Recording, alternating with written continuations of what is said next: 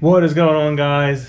Today I am down here where the sump pump lives, and we have a problem, so let's get it fixed.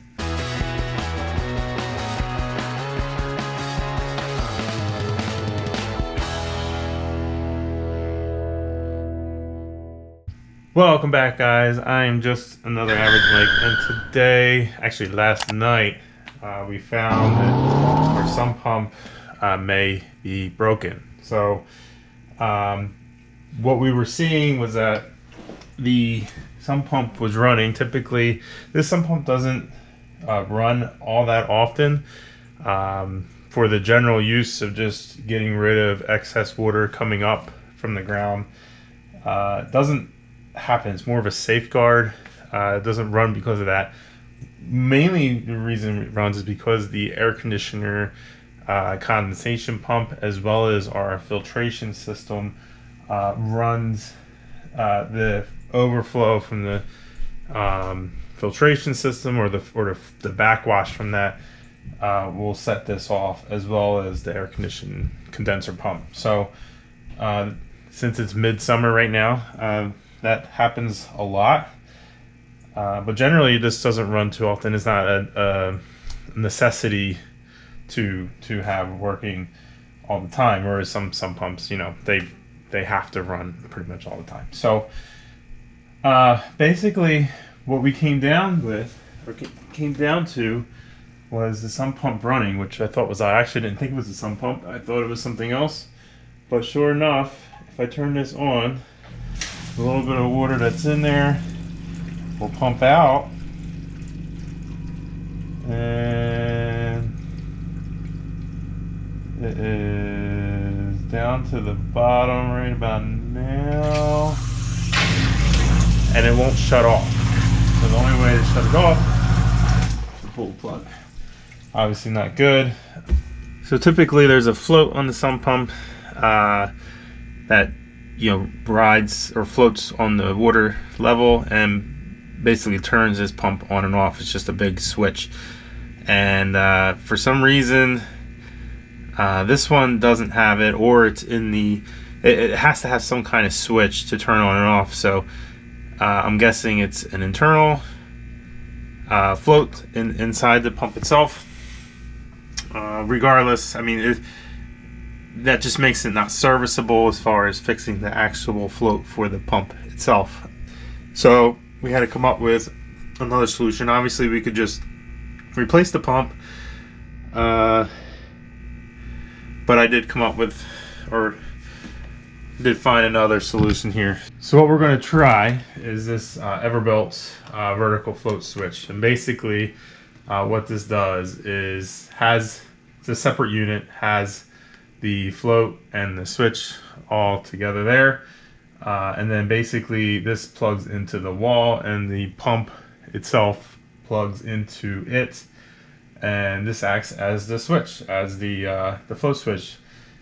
They market that it can work with a lot of different companies, and that's probably true because it's pretty it doesn't require anything specific from the pump itself. So the way this is designed is pretty universal. So let's get it unboxed and let's give it a whirl, see if it works.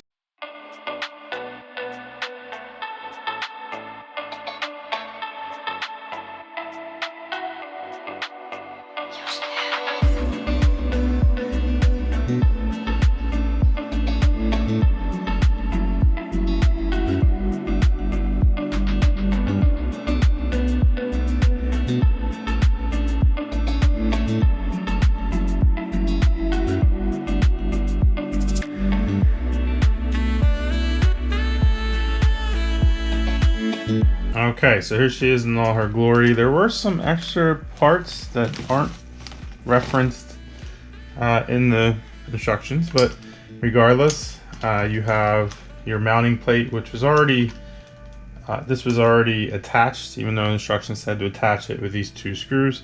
It already came attached. You have your rod, which went in, and there's a secure pin here that we had to put in to keep that there. And basically that is your actuator there, and here is your float.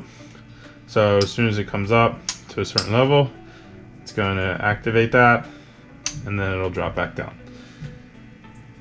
So basically you have your end here. This plugs into the wall, your pump plugs into it, and what should happen is if I plug this, actually I'll take the pump plug, I'll plug that in to the back of here just to test real quick. We'll plug this all into the wall, and right now the pump is not running, which is what we would expect. But if the water were to rise,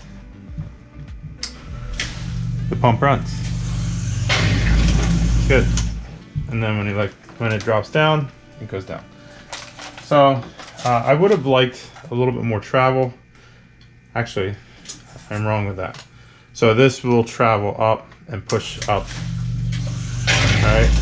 And then it drops down, and the weight of it brings it down. So you have that much travel and water play here to allow for that pump to run. So again, this is not attached to the bottom, so this will float up, hit the top of the rod, activate it, which it did, and then as the water goes down, it won't deactivate until it's the bottom of that. So now what we need to do is take our steel hose clamp. I'll have to grab some tools. This will go mount through these holes here to attach to the pipe that actually goes down into the pump, the hole itself. And then you have to kind of line it up to where you want it to land. Obviously you don't want it to go too far down. You don't want it to where this is going to sit here. The pump will never shut off. You want to make sure it can go all the way down to pull that rod down, but you also don't want it to sit too high to where, you know, the area that needs to be pumped out, it overflows. So I don't think you should have a problem with that. As long as you get it somewhere in the hole here, we should be okay, and we'll just drive at that. So let's go ahead. I'm going to grab a couple tools. Probably all I need is straight head screwdriver, and we'll get this disconnected to put that in here, attach it to our pipe, and then we'll have to secure this wire, and we should be good to go.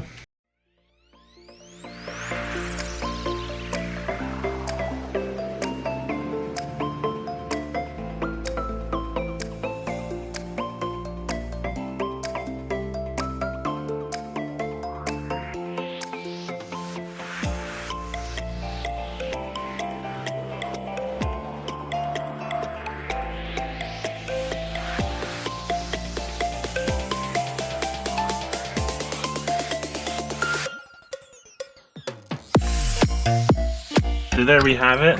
Not sure how much you can see here. Let me try to get my phone a little bit better. We have our limit switch in there. The float is probably just touching the water as it is right now, which is pretty low. But if you were to, again, pull this sucker up as if it were floating, and then it hits the bottom and shuts off. They were kind enough to supply one zip tie, which is better than no zip ties. We will have to zip tie this up a little more, kind of clean it up. But yeah, this is a simple fix to any float issue. Even if you have an external float that's not working, it just piggybacks off of the power cord of the pump itself. So if your pump is plugged in to a 110 volt outlet, like probably most home pumps are, and it just runs, and that float is broken, this is a nice easy fix to this. Obviously you'd want to keep an eye on it, make sure everything's working as it should, but I don't see any issues with this. As long as there's nothing in the way or that can get in the way of it operating the way it should, you should be good to go. Alright guys, so that is a nice easy fix to a probably a common problem. These floats do go bad. I think they're recommended every 3 years or so to have the switch replaced, whether it's a one specific for that manufacturer, which you may want to also look into, making sure that if you do have an external float, that your manufacturer of the pump doesn't just already sell or give you the option to buy that just separately. That would probably be the best option. If not, and you're kind of stuck like me, this Everbilt pump, or the float switch, works well. Works well for what it is, and it could be a permanent fix for sure. Until that pump does finally go, and then you just have to buy a new pump. So came with everything you needed, worked out well, looks like it's going to work well. We'll obviously test it, and again make sure that it works the first couple times. I'll listen for the pump as it runs, but yeah, we'll see how it goes. If something happens before I post this video, I will add it to here right now, but otherwise please go ahead and hit that like button if you like the video. Comment below if you have any suggestions or good or bad reviews for this product. Obviously this is not sponsored, so this is just something I picked up at Home Depot. I'll leave the description or the link to this in the description below.